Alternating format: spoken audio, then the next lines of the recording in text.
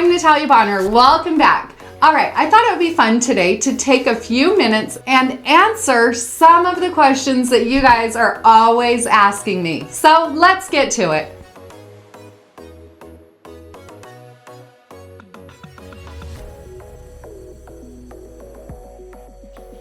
What type of sewing machine do I need?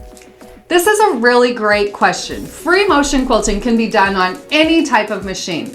Even though the demonstrations that I share with you in my machine quilting videos, I am doing my quilting on a Gamma long arm machine, the processes that I share with you can be done on any machine, whether it's a sit-down sewing machine or a quilting machine like I'm using here. There are a few tools that you do need to make sure you have when doing any free motion quilting, like the correct foot and the ability to drop your feed dogs. But really, free motion quilting can be done on pretty much any machine. What type of thread? So you know, I do not believe in the quilt police, and I do not believe there is a right or wrong answer to any of these questions.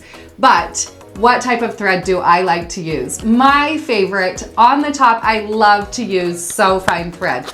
Most often I'm showing you quilting that I'm doing with the cones because I do so much machine quilting, but the So Fine thread also does come in the smaller spools. The So Fine thread is actually a polyester thread. It's a really nice fine thread. So it's a strong thread. It's not super linty, and I usually don't have as many thread breakages.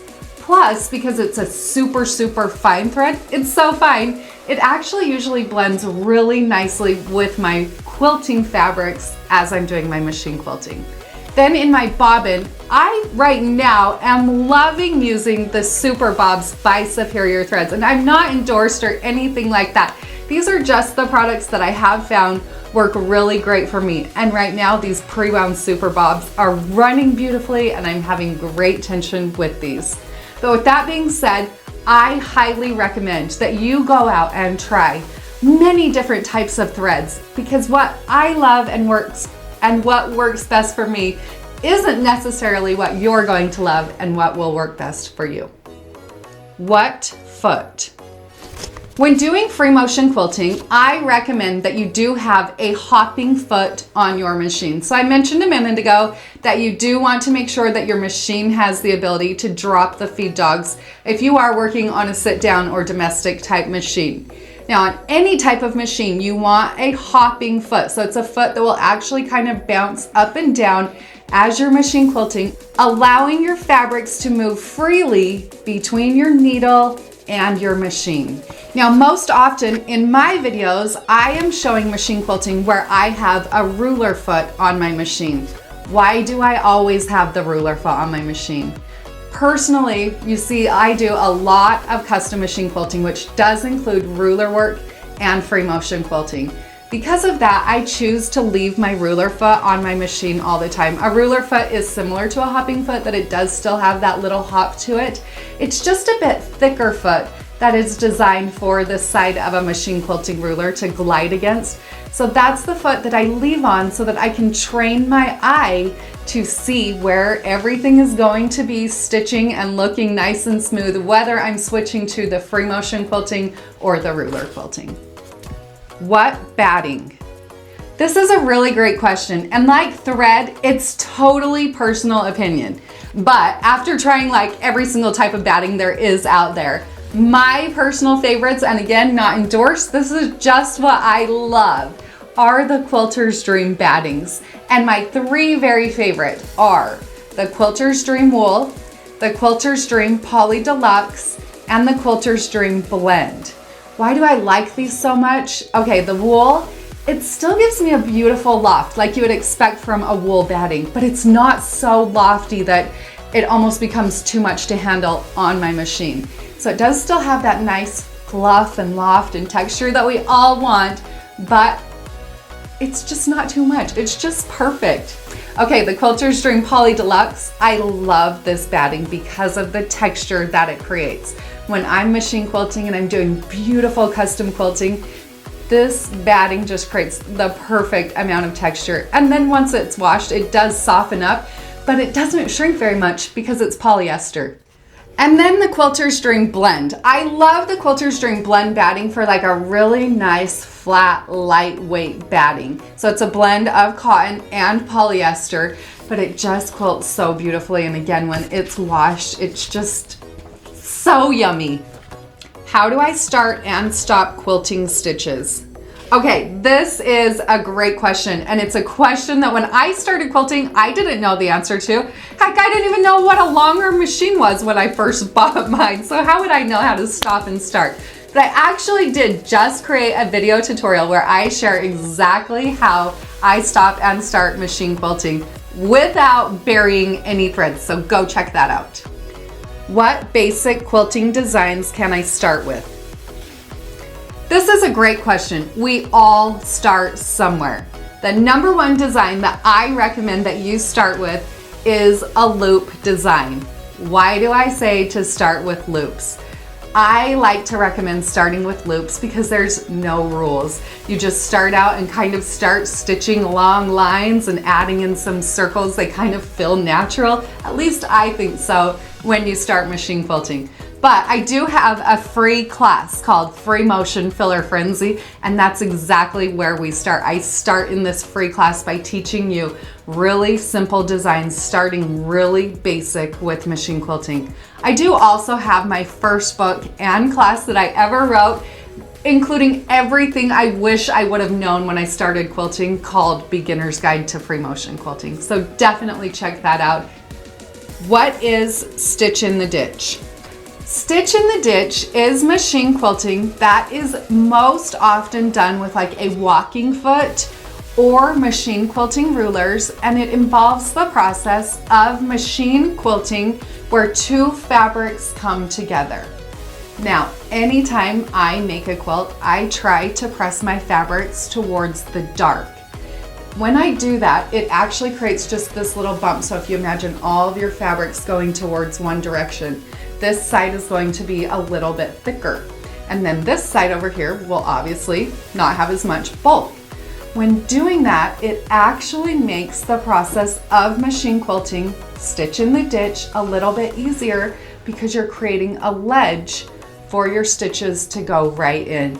Stitch in the ditch work is something that I do in pretty much all of my quilts because I love the way that it finishes off designs. But when starting out machine quilting, maybe that's where you want to start, by stitching in the ditch and just securing your quilts. You can always go back and add more quilting once your stitch in the ditch work is complete.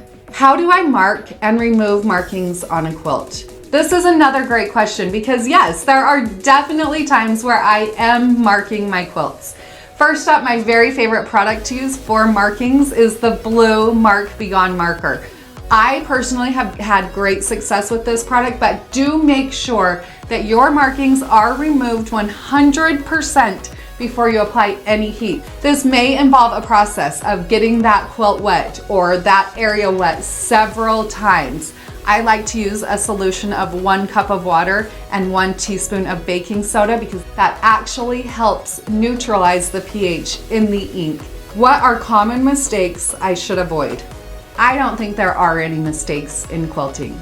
Anytime you are quilting, you are learning something. We all start somewhere.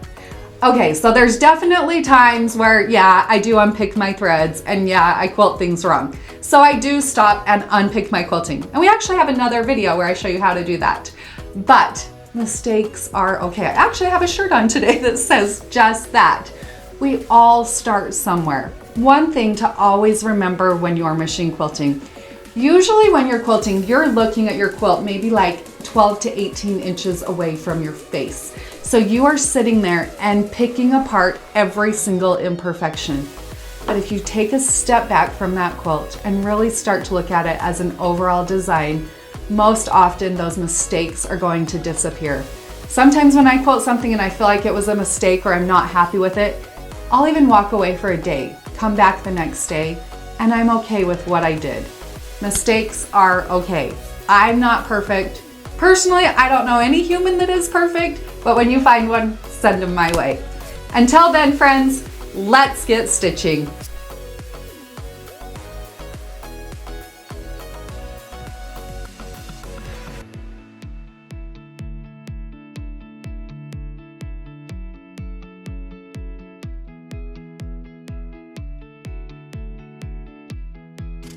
Hello,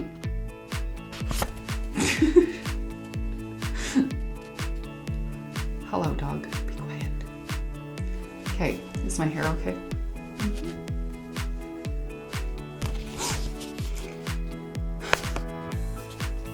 Hey everybody, I'm Natalia Bonner. Well, you kind of bounce up and down as you're machine quilting, allowing your fabrics to move, oh my gosh. Allowing your fabrics to move freely between your needle and your machine.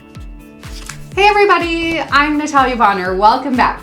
All right, so I get a lot of questions from, Hey everybody, I'm Natalia Bonner. Welcome back. Happy Monday. All right, so usually I'm here sharing process videos, showing you how I do machine quilting. But today I thought it would be good to Bruce, you gotta leave. Of course he decided to start with this, right?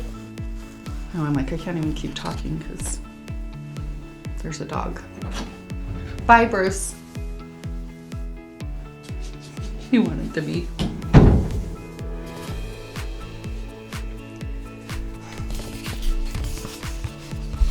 Hey everybody, I'm Natalia Bonner. Welcome back. All right, I thought it would be fun to it's washed. It does soften up, but it doesn't shrink very much because it's polyester. Phew.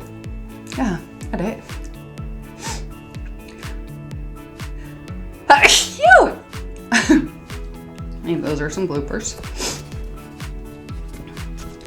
And then the quilter string blend. I love the quilter string blend batting for like a really, welcome back. All right, I thought it would be fun today to take a few minutes and answer some of the questions that you guys are always